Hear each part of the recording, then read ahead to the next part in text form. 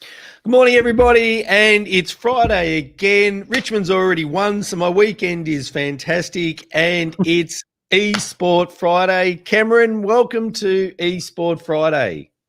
Good morning. Thank you. I love how you always welcome me, but it's really me taking you on the journey. But I like that. Well, I mean, you just prompted my question. Where are you taking us today? Yeah, so interesting world developing. The Major League Baseball series in the US is I can't remember if they've just kicked off or if they're kicking off this weekend. Anyway, one way or another, it's pretty close. Kicked off earlier in the week, and there you go. Some teams are getting major numbers of COVID players with COVID. So it'll be interesting to see what happens in real life. Yeah, so it's obviously all a very tricky area getting that to work. I mean, I think the AFL, just slightly off topic, has done quite well given how complex that operation is, and to try and keep it very isolated, and all of the things that go on. But I tell you what isn't going to detract from the ability to host sports events, and that's a lack of fans.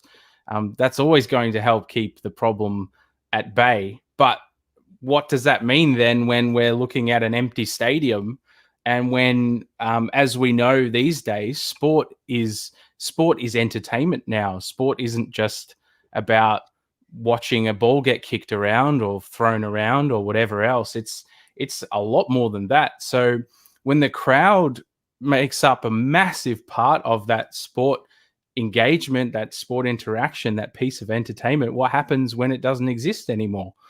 And that's kind of what we're looking at today. So how the MLB and how one of the networks in the US is attempting to negate that with one piece of technology, but broader in how various pieces of technology are coming into play, delivering the new brand of COVID entertainment in sport. And kind of also we'll look at a little bit of the technology that's maybe headed to grassroots eventually. Beautiful. And we're seeing AFL, well, rugby, I think rugby league in Australia was the first to try what they called canned crowds, and then Aussie Rules has followed them. So and just picking up on your point about Aussie Rules, it's interesting the different models. Aussie Rules rugby league is very different, and we're seeing that in America at the moment, where the Major League Baseball, the way they're rolling out with the teams traveling compared to the NBA, where the teams are in a lockdown hub in Orlando. It's going to be really interesting to look at the different ways that they're doing the sports. But back to the lessons as well, given that it's all evolving so quickly. I think it's great that there's so many different kind of angles being taken, because nobody really has the right answer yet, do they? The more we kind of trial all these things, the more we'll know, the better we can prepare for this kind of world in the future, and the less likely it's going to have a continued impact as well.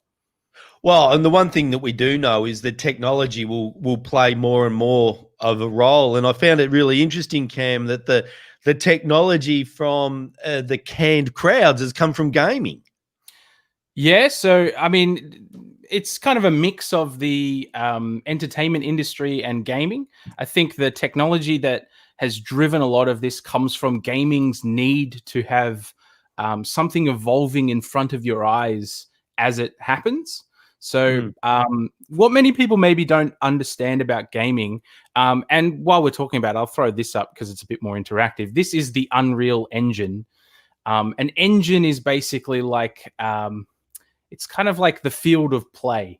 So it's what generates everything that you see in a game. But the thing that's important about gaming is that it's in real time. It happens as it's happening.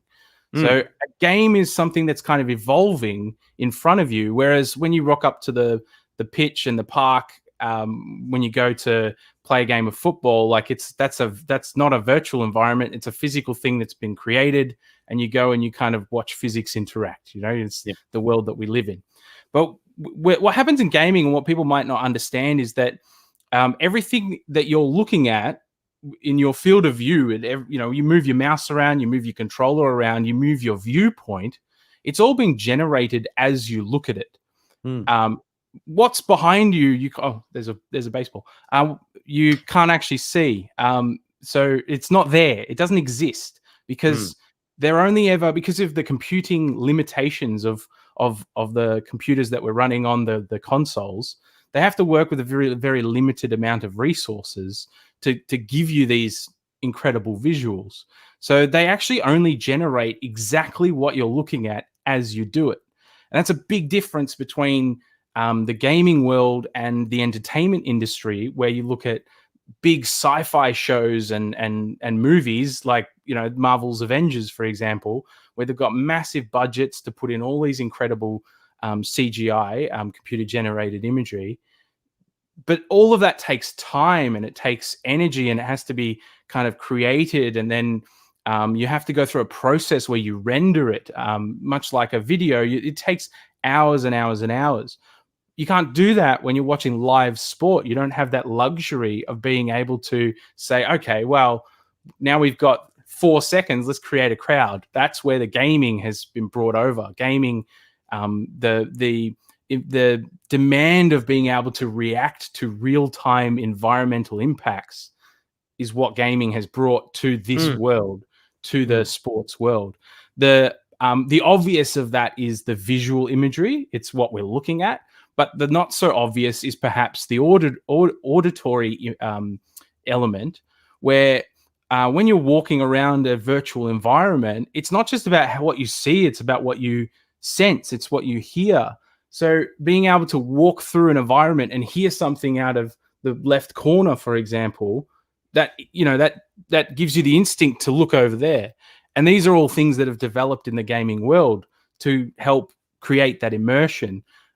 But all of it done in real time being the key. And that's why the Fox Sports broadcasts will be using a gaming engine to deliver their fake fans.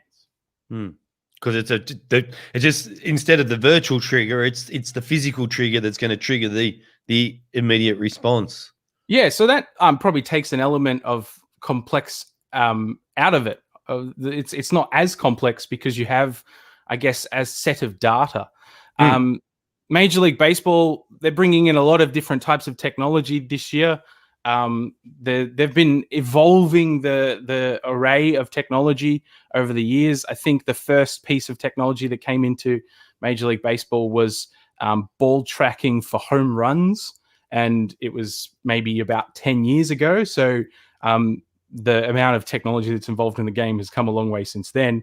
This year, Hawkeye, which is probably quite familiar to the Australian public, given how much we love the Australian Open, Hawkeye is now being used to track not just ball movements, but bodily movements from hitters. So they're now able to track the movement, the direction, the speed, the angle of a ball, but they're also able to track how the body is interacting with the ball, with the hitting process, how the body's moving. They're able to track almost to a skeletal level how the body is moving as you're hitting.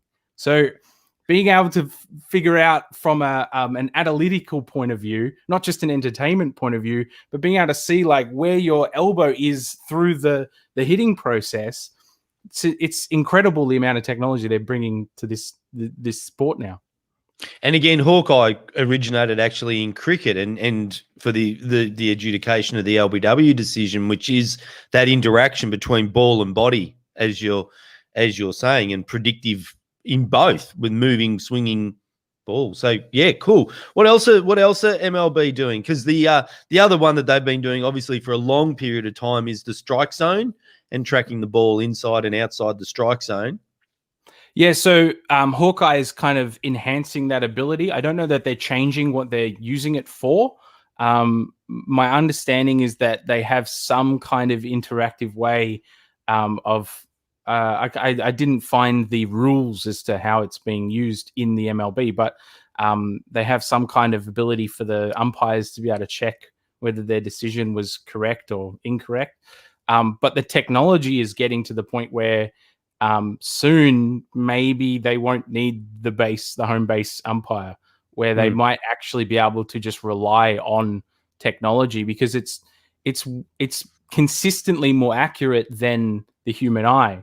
And I guess that is why some people have kind of been hesitant about this type of technology, because it's removing that human element.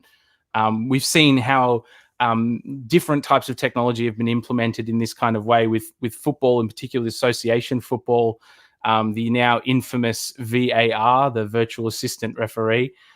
In some leagues, it is being very, very, very hastily and poorly implemented, and we're not getting that consistency. But with something that's like basically like a strike zone that's so kind of categorical, yes or no, it's a lot easier to bring that in, and hopefully they're going to keep going in a good direction. And I think the way that the MLB has approached it has been very hesitant to allow it to take over, and that's probably a good thing in the long term, because of the way it has evolved. It's going quite well, but the technology is getting more accurate year on year. They've gone from having a 2-part system where it had minimal tracking to something like a 15 camera angle system that can track not only the plate itself, but everything from how the outfielders are collecting the ball and bringing it back. So the level of analytics is going to go next level this year for the MLB. They'll be able to track everything on the field. Beautiful. What else have they got? So, well, I mean, there's things you might think are not unusual these days. You've got enhanced replays. I guess the thing that they're looking at this year with MLB is what can they do to enhance the viewing experience, and just adding more camera angles is a great way to do that when nobody's in the park. It's probably something you take for granted when you're in the field. You can look around and you can take in everything of what's going on, but when you can't do that, they really do need to bring that in. So that's going to enhance what you can watch later. It's going to enhance the experience as it's happening. More angles, more data, more viewing experience. It's a pretty simple thing, but that's something else they're doing. The way the stats are looked at, Hawkeye coming in, StatCast is the technology or the company that uses the technology. They're going to be bringing a whole bunch of analytical data that hasn't been seen before this season, so that'll change as well. But that's probably more, I don't know, on top of the experience as opposed to during the experience. We've talked about artificial crowd noise. That's going to be one that probably evolves over the season. The same as the virtual crowds. It's kind of trial and error, the way they implement it to begin with. I haven't actually watched a live game where they've used it yet. So they've been doing that in the AFL? Yeah, for weeks. And how does it feel as someone who has experienced the sport for a very long time? I found it no different. To be honest, I found it added to the scenario and didn't detract from it, and I think that's the purpose of it. But then I was also one that quite enjoyed the silence when they didn't have any canned noises, and I liked hearing what the players were saying and the discussion with the umpires, those sorts of things. So I'm a bit of a purist. I like the sport for the sport's sake, not necessarily as a form of entertainment in the sports that I'm watching. So that's I acknowledge, and I'm very, very different. Most of us are we're certainly moving towards sport as entertainment. So that convergence of, we know that people are watching with multiple screens, following the stats on one, following potentially having, Twitter conversations with different groups and followers in hashtags or whatever on another screen, and with the TV in front of us. So yeah, I'm not clever enough to be able to do those three things at once. I just like to watch in front of me. Yeah, I think one thing it's going to change, and I'll show you a little example in a second, but I think another thing that's going to evolve over the next probably few years, probably won't be straight away, is the amount of customization that you'll be able to have in your viewing experience. There's actually something that used to happen a very long time ago on Fox Sports, on the Foxtel, which was you could pick the audio that you were listening to that was accompanying what you were watching, which is something that's kind of disappeared over the years. for reasons unknown to me, I tell you what, they really should be bringing that sort of stuff back. But being able to customize what you're listening to and what's accompanying your view, people have been accustomed to playing games like FIFA, who are being exposed to association football at a very young age through a gaming platform, are probably used to a very different camera angle than what you see on TV. And technology is going to change how you can view the sport. You'll be able to pick your angle. You'll be able to pick the level of noise that you're hearing. I don't know that they'll ever be able to remove crowd noise when crowds come back, but you'll at least be able to pick kind of how you want to interact it. If the commentators annoy you, you'll be able to turn them off. If you want to listen to the referees, like literally just for the whole game, you'll be able to tune into them. If all you want is the crowd noise, that's the experience you'll be able to have. Here's a kind of visual representation of some of the things that are happening in sport at the moment. This is the augmented reality changes that we're seeing. So you might have seen some of this sort of stuff in sport, but this is all the same type of technology that MLB is implementing the fake crowds with, where this is a real shot of the crowd. This is the FA Cup final a few years ago between Chelsea and Arsenal, ironically, because they're about to play, I think, in 3 days for this year's FA Cup final. So this is a real live shot with all of this extra stuff being superimposed on top of it, again, in real time. So these are shots that they've got which are pre-recorded, being combined with some 3D graphics and then thrown on top of a live piece of footage. But the camera's it's not locked to any position.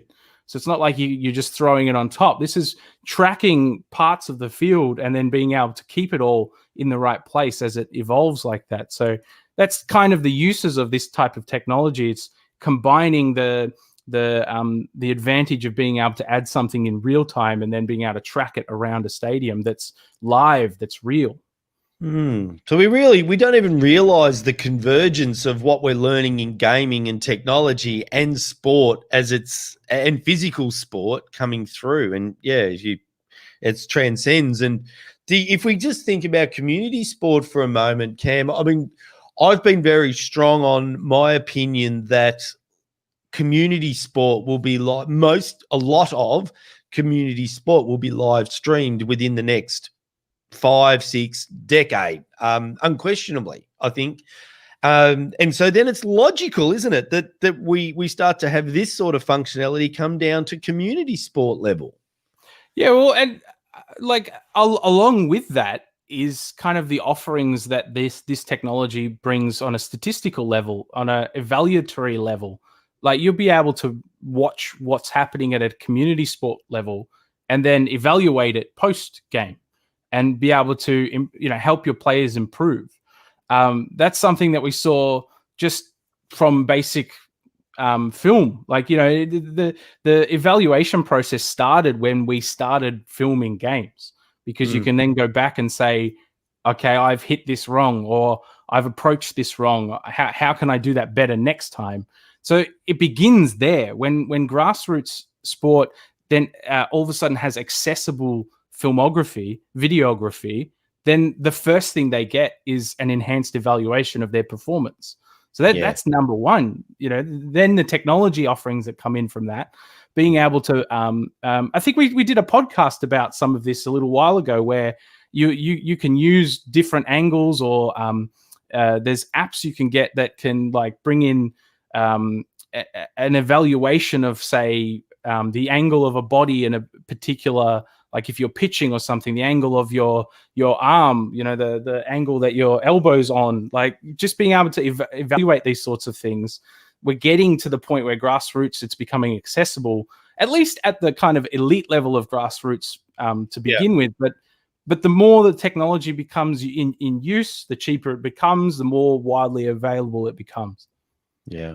And Cam, we've got 5 people online. So good morning to the 5 that are online. If you've got a question, just put it into the comments section, or if you just want to say hello, that'd be great as well. Love to know who's online hanging in with the discussion. So just a couple of minutes to go. So Cam, what have we got left that you've got in there?